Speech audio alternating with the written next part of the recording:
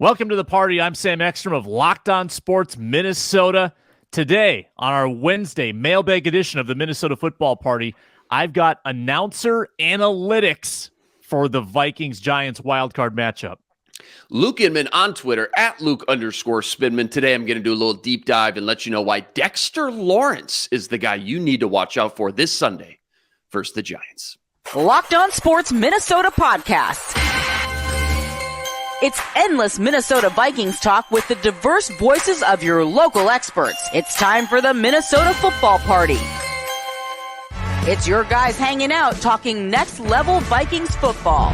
So join in with Pro Football Network's Arif Hassan, Locked On Vikings Luke Braun, Superior Sports Talk's Luke Inman, and Vikings insider Sam Ekstrom, plus the biggest names in Minnesota football for the Minnesota Football Party. And it starts now.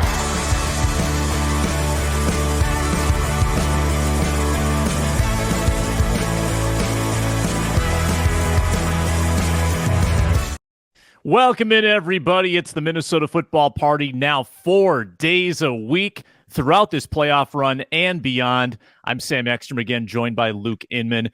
Find us on Twitter. I'm at Sam Ekstrom, just my name. He's at Luke_Spinman, if you wonder why we call him the Spinman once in a while. Luke, plenty to get to on today's show. We're getting into Dalvin Cook's struggles in the run game. There's a new stat that reveals maybe how much he's struggled this year. We'll touch on needs in the draft and free agency, and we'll talk about who we'd rather play in the second round, if it comes to that, in the divisional round of the playoffs. But first, make sure to check us out on Amazon Fire or Roku. The Locked On Sports Minnesota app allows you to get all of our shows, which you can also get on YouTube. Subscribe for free to Locked On Sports Minnesota or our audio podcast. Wherever you get your podcasts, we're free and available. Locked On Sports Minnesota. Get the party, get the Ron Johnson Show, the Vikings postcast, and plenty more.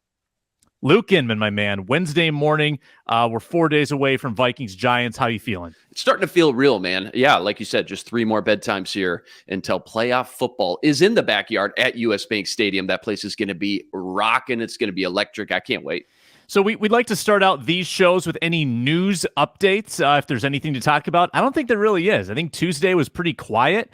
The Vikings will practice today, Wednesday afternoon, and then we'll get some injury information, but not a lot to report. I think Wednesday is when the news really starts pouring in from both sides. Sounds like the Giants are going to get some pieces back, maybe in that secondary, Adoree Jackson, and we're still waiting to see on Garrett Bradbury and Blake Brandel who is going to play. If you're a betting man, Luke, who do you think is going to be the offensive line on Sunday for the Vikings? You know, going all the way back a couple weeks ago when this injury first happened, the early signs from everything I heard, sources close to the team said, this injury's not looking great. Now, things could have changed from then to now. He could have gone through some good rehab. Things can heal quickly, as we know, but I'm just not betting on Garrett Bradbury and that injury as of now, especially after what we saw from Chris Reed last week. Things looked a lot more comfortable. The nuances, the timing, the chemistry with that center quarterback exchange looked good.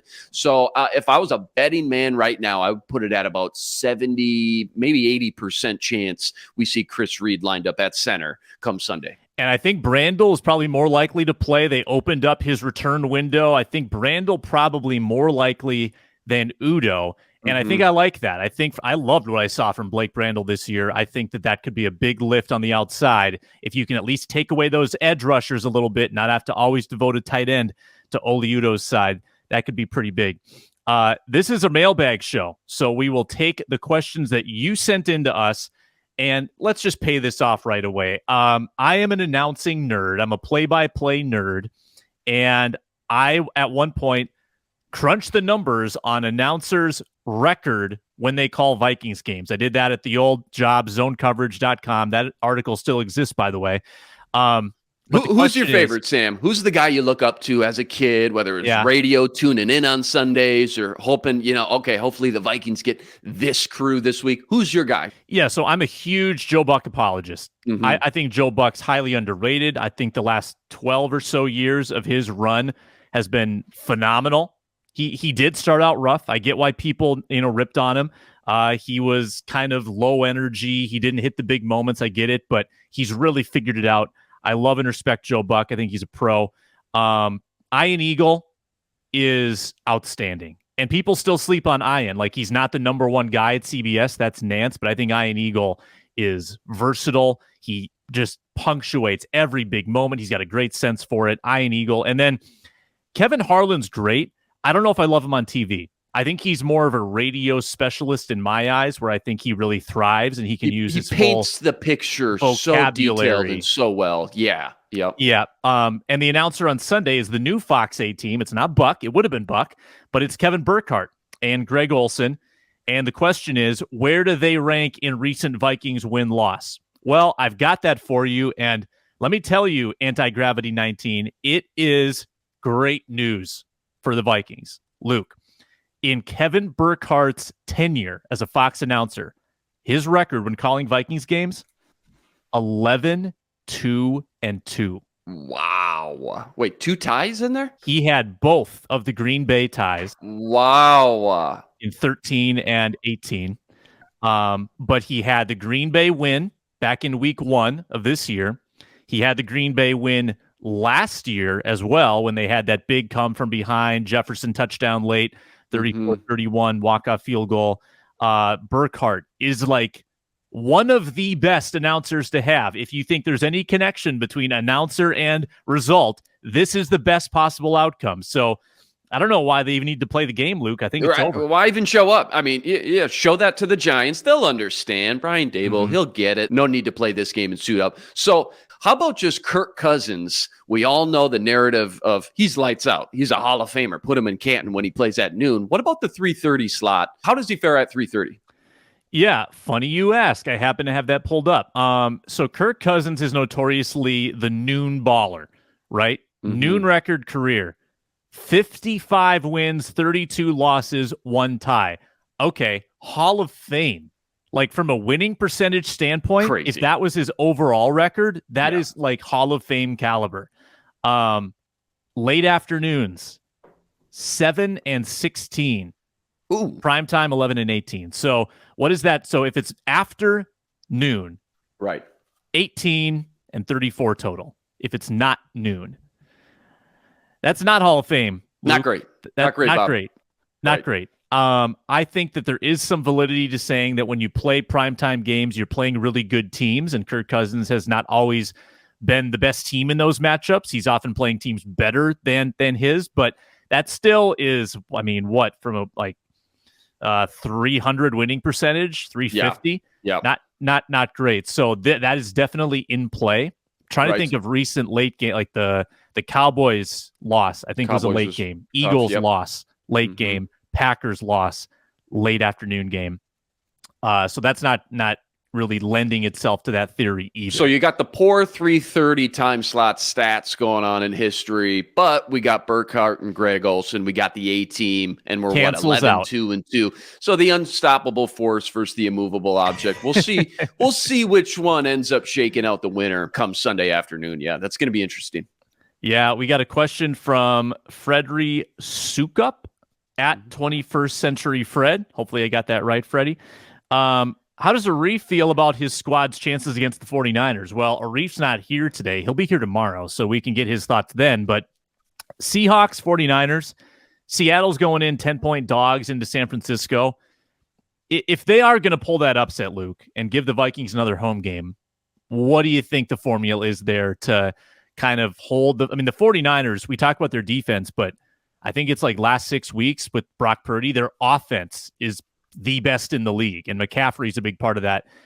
What's the key to beating them? I think you got to look at Brock Purdy, right? Just the fact that he's a rookie. He's never started a playoff game in his career. You got to get in his head. You got to get in his psyche early on, hit him, force him to make some errant throws at some point. Tariq Woolen, arguably one of the top 3 defensive rookies in this class. Big boy, reminds you a lot of Richard Sherman. He's got his hands on the ball quite a bit. A lot of these games comes down to coaching. Pete Carroll versus, the brainchild right now, Shanahan. That's going to be interesting to see how both coaches kind of drop their weekly game plan and try to exploit each team's weaknesses, which, as we know, San Francisco just doesn't have a lot of weaknesses right now, top to bottom on their team.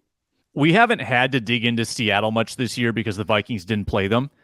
But I feel like they've kind of shifted their offensive approach a little bit from Russell, because remember the complaint is that let Russ cook. They're running the ball so much. Just let Russ cook. And they didn't do it. They just ran. Well, they've kind of flipped it with Geno a little bit. They're 15th in pass attempts, 22nd in rush attempts, but they're really efficient when they run the ball because Kenneth Walker's been so good. Geno Smith uses his legs. It's kind of a cool offense. And I know they don't have like an immense amount of talent, but Walker's an awesome rookie. DK Metcalf is legit.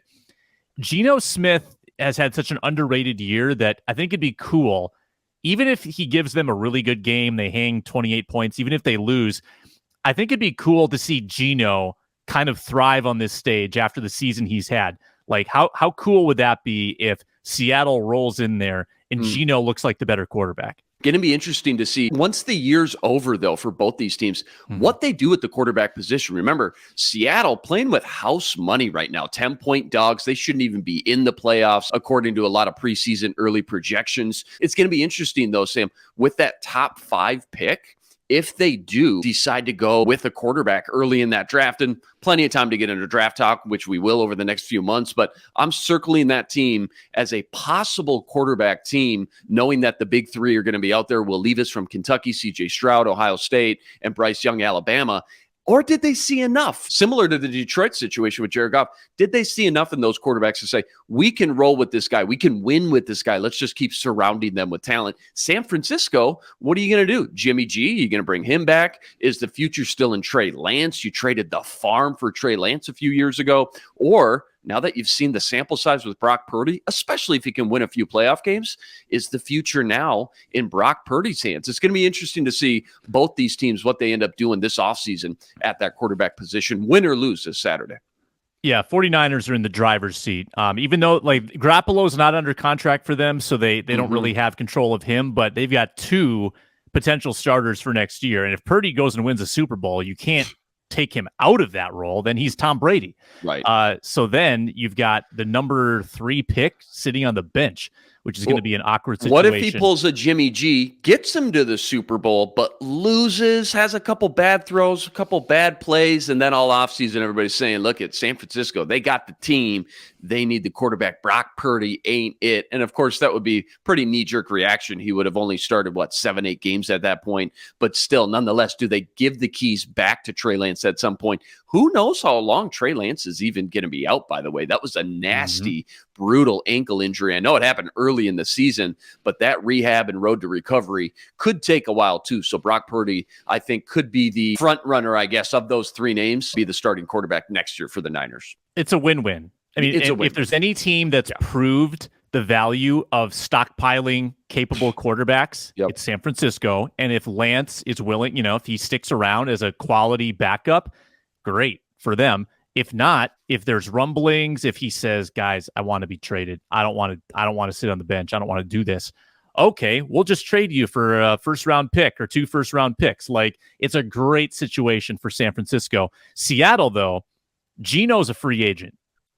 So what do you do with a 32-year-old quarterback who just had a career year? You're not going to give him 4 years, not after kind of the, just the random nature of one really big year at that age. I don't think he's going to get massive money, but whoever pays him, it's kind of like Case Keenum. When you have your best season at an advanced age, it's a risk. It's a gamble. And Denver learned the hard way that when you give out those deals, it doesn't always work out the way you want, especially with him changing teams. It just might not be a great fit wherever he goes next. So Seattle's in a much tougher spot. And you don't plan on being able to pick in the top 5. What a luxury being able to pick in the top 5 from that Russell Wilson trade. So maybe now is the time to strike while the iron's hot, and you have this opportunity in a great quarterback draft class too. That's if any of the big 3 even fall to them at 5. We could see them go 1, 2, 3, bang, bang, bang, knowing that Chicago will likely sell that number 1 pick to the highest bidder. Houston Texans have to take a quarterback. That's probably 2. And then the Arizona Cardinals at 3, they could trade out of that spot as well. Or they could take a quarterback after this coaching fire. I think the GM stepped down as well. Maybe a new era. The winds of change are shifting over there in Arizona. Maybe the Kyler Murray era is over in Arizona too. A lot to be discussed. Going to be a dramatic and wild offseason and draft process as well. No doubt. Question from Kai. Actually, hold off on that. I'm going to tell you about betonline.net. Let's check the lines. They bring us every show. BetOnline.net. We like to speculate on how the line's going to move. Well, the Vikings-Giants line really hasn't moved a lot the last 3 days. Vikings still 3-point favorites against the Giants. San Francisco, by the way, favored by 9.5 now. A little money coming in on Seattle in that game. You can get all the NFL playoff lines, MLB for next season, NBA and NHL right now. It's all there. BetOnline.net. Check it out on your mobile device. They've got great sports podcasts there as well, and it remains your number one source for sports wagering info. BetOnline, where the game starts. Now we get to Kai. Luke, you have long said, and when I say long, I mean the last 3-4 weeks, you don't want to face San Francisco. You want no part of it. So would you rather face the 49ers on the road, or would you welcome the Cowboys, who beat you by 37, in a rematch back at US Bank Stadium? That's what Kai wants to know. I understand the debate and the question because the Cowboys came into your house and just kicked your rear end not that long ago. But I still think at the end of the day, you got to go Cowboys no matter what. Because first of all, you are getting them at home again. Niners, you're facing them on the road. And it's just so clear and obvious, like a lot of teams, just how much advantage the Vikings do have when they play at US Bank Stadium. And their road versus home splits, too, are just night and day. But even outside of that, if this matchup was on a neutral field, let's say, I'd still take the Cowboys, because when I look at these two teams, man, I can't name one thing the Cowboys do significantly better than the 49ers right now. They're just a more complete team top to bottom. The Cowboys have a good offense. The Niners have a great offense. The Cowboys have a great defensive line and pass rush. The Niners have an elite defensive line and pass rush. The one thing you can point to is the experience between Dak Prescott over Brock Purdy. We kind of just touched on that. Sure, okay, but I've seen enough now, and I think a lot of people have, to say Purdy is doing much more than just holding his own and holding back that offense. And maybe it's more Shanahan than it is Purdy, but nonetheless, Purdy is playing at such a high level right now. You could easily make a case he's playing better than even Dak Prescott the last 4 or 5 games in this small sample size. So it's the Cowboys for me all day. Better matchup, even despite the fact, yes, you're right. I get it, Kai. They did blow us out of the water last time around. I think if they were to play again, that game looks a lot different. It's really tough to beat the same team twice in this league on any given year. And I think especially knowing you'd get them at home again, it's kind of a no-brainer. I absolutely just want nothing to do with the 49ers. I would rather almost go into Philly than play the 49ers in San Francisco. They're just on fire. Clearly one of the best teams in the NFC top to bottom, even with Brock Purdy at quarterback. Even the coaching, Sam, I don't know about you. I think Mike McCarthy might be on the hot seat. If this game comes down to coaching, give me Shanahan versus McCarthy all day. So yeah, I would much rather face McCarthy and the Cowboys in this given situation from Kai. When I think of the Cowboys, I mean, I think of Tony Pollard. Like, he was so dominant in that 40-3 win. I don't know how the Vikings really stopped their run game with those two. I think Pollard is way better than Zeke. But that's what scares me about that game. But doesn't McCaffrey scare you? But everything that's what I'm going to say. Everything that scares me about the Cowboys, I feel like the 49ers do like either as well or better, and it's on the road. Like, there's plenty of scariness about Dallas. Don't get me wrong. But everybody's good does it all well. Every team is good at this point, right? But which one would you rather face? Yeah, that's a good point. Yeah, McCaffrey has not lost, right? Like, they have not suffered defeat since he went there. I don't believe so. No. Well, I mean, what an How can you stop it? George Kittle. I mean, Brandon Ayuk, Deebo Samuel getting healthy, Mike McGlinchey at right tackle, Trent Williams in there. I mean, just top to bottom, man. And then you got Shanahan calling the shots. It's just brutal. So yeah, just top to bottom, they're unbelievable right now. Yeah, there's a lot of talk that running backs don't matter, and I think you have to zoom in a little bit sometimes and identify situations where, yeah, that guy matters. Christian McCaffrey matters when he is healthy. He's a game changer. And when you couple him with an offense that is run so efficiently by Kyle Shanahan and so ingeniously, it's a match made in heaven for San Francisco.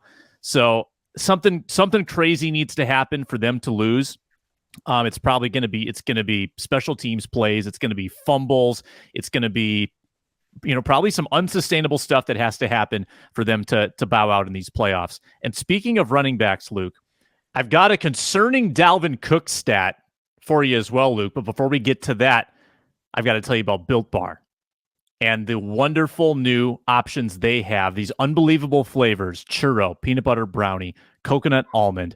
And you're thinking to yourself, well, that sounds great, but aren't those pretty sweet? Aren't those high in sugar, high in fat? No, they're not. They've got amazing macros, and they're still covered in 100% real chocolate, but only 4 grams of sugar, only 130 calories, and 17 grams of protein to fuel you. They are revolutionizing what a protein bar looks like. So if you've got some New Year's resolutions, you want to eat a little healthier, Built Bar is a great way to start because they are so tasty. They're so delicious with that real chocolate, and you can find them at built.com, of course, but you can also go in store to Walmart, get the 4-box, go to Sam's Club, get the 13-bar box with unbelievable new flavors: cookies and cream, double chocolate, coconut puff, brownie batter, churro, you name it, Built has it.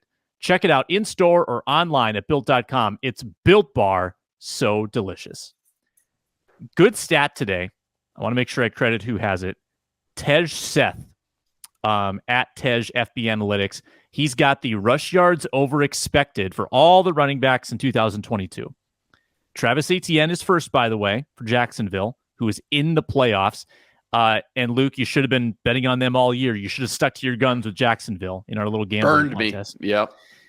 Who is all the way at the bottom? But Dalvin Cook, almost minus 200 yards under expected. Obviously a tough stat to kind of wrap your head around because it's theoretical, but this is supposed to be independent of offensive line, right? Like, this is supposed to be what you are faced with. This is how you perform. So yes, you can say the Vikings offensive line has not been as good at run blocking. There have been a lot of negative plays hit in the backfield. This is supposed to account for all that, and still Dalvin Cook is not performing up to expectation on a play-by-play basis. What do you make of that, Luke? Have you observed those signs of decline? Leads the league, Sam, in runs for no gain or less. When you combine that and couple it with the fact of what you just mentioned, last in yards per carry over expected, minus 1.2 yards per carry. A full yard as far as, again, what he's expected to do. Tied for the league lead in fumbles lost. Third to last in total EPA. I think PFF's got him as like the 47th ranked running back right now. Not like bottom of the starters, 31, 32, 33. 47th. We all know his contract, 4th highest paid at the position. Yeah, knee-jerk reaction. I mean, obviously, there's not a lot of people here in this fan base who sit down and watch Viking games who don't love Dalvin Cook. It's nothing personal against Dalvin Cook by any means. He's still a blue chip, still a top 5 running back at the position. He's a game changer. The Colts screen pass to tie the game. He's still that guy. But just on a down-to-down, play-to-play, week-to-week consistent basis, he's just lost something. And I don't know if it's the new scheme throughout his career. He's always banged up a little bit. I'm not sure if he's 100% healthy. I don't know if it is his offensive line. Right now, when you just combine all those factors into play, it's just been kind of a frustrating year to sit down and watch Dalvin Cook just not be the same guy that we're used to on a game-by-game basis. And then you got a guy like Alexander Mattison. Yeah, he doesn't offer you the home run play, the big grand slam that you need, but just a consistent, moving the chains 3, 4, 5, 6 yards when he touches the ball. So yeah, I don't know exactly what it is, Sam, but when I just look at everything as a whole, clearly something's up with Dalvin Cook. I have a hard time thinking it's just, he's getting a little bit older, or maybe he's a little bit banged up. There has to be something going on with this scheme and maybe the offensive line shifting over the last few weeks as well. Yeah. Apologies for those on video who saw my dog's butt there about 1 minute ago. So I've got a couple theories. Dalvin Cook's vision has always been one of his great characteristics. I think the scheme change might affect the vision because Dalvin excelled at finding the holes, knowing exactly where the cutback lane was, and even if it was just an infinitesimal little crease, he knew where to go. Haven't seen that same type of vision this year, and that would maybe explain this stat. Might also, I don't think Dalvin is getting away from as many tacklers as maybe he used to. So when he gets hit in the backfield, he's going down. Mm-hmm. He's not escaping tackles like he did in the past. And I could look this up on PFF if I had a little more time, but they do have missed tackles forced on there. I imagine that that's down this year because he's not getting away like he used to. And if he broke a few of those, that would increase his rush yards over expected. And I don't know if his lack of broken tackles reflects like a decline physically, if he's just not quite as strong.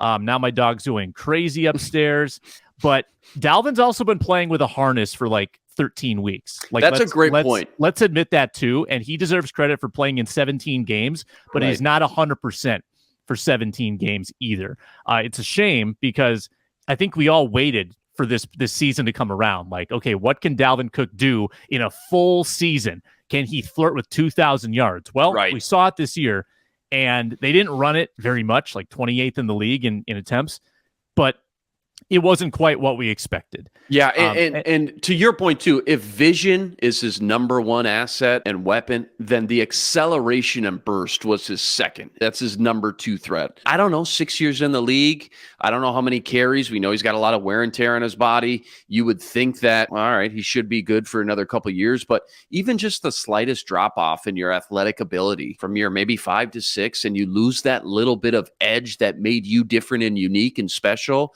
I'm not saying he's lost that burst entirely, but if that's what made him so lethal and dangerous out in the open field, and that is diminished at all, and I can't say for sure, I haven't looked at the next gen stats or anything like that, but I'd be interested to see if that acceleration and burst has dropped off at all, because that is what made him so dangerous when he came out of FSU and those first few years that we saw him. And if you think about the 64-yard screen pass touchdown against the Colts, the speed is still there. The top-end speed is still there. And I think we see bursts at times. I think that in the open field, he's still as dangerous as ever. The Buffalo Bills run. He's pulling away from athletic defensive backs in the secondary. Right. So it's not so much that he can't run fast. Like Adrian Peterson toward the end, I feel like he was noticeably slower. Yeah, lost the juice. I don't know if that's the case with Dalvin. I think it's a little more nuanced than that. He's not pulling away quite like he used to. Maybe he's being a little more cautious. I mean, he's taken so many hits, been injured so many times. Maybe he's just a little more cautious in the way he runs. And that recklessness that he ran with suited him well when he was healthy, but it also got him hurt. So I think you have to. So what do you do if you're a coach and you do notice that, all right, this player's playing a little tentative. He's not being loose and creative and aggressive like he used to be. What do you do as a coach knowing that, all right, well, when he's playing at his best, he's one of the best in the league. He's a game changer. I need him out on the field. But if he's not playing up to his ability because there's something psychologically maybe that's holding him back and doesn't want the wear and tear, doesn't want to get hurt, wants to make sure he has the longevity, what do you do as a coach? I think in this situation, this week, you say, all right, Dalvin, you made it through 17 games. Congratulations. Here we are. This is time for you to let it rip. Like, we managed your snaps. We managed your practice load. We got you here so that you could be vintage Dalvin. There's no tomorrow. You got to pour that into him because they may need to lean on him. And I don't know if it's the Giants game. I don't know if it's the 49ers game. I tend to think that if you're going to go on the road and win in these playoffs, Dalvin Cook is a massive piece of that. Agreed. Huge. Yeah. No, that's a good point. I like that. That's about it, Luke. We are, and let me get this in case this is important. Vikings roster move. Blake Brandel designated for return. So that could be big. And we mentioned that earlier in the show.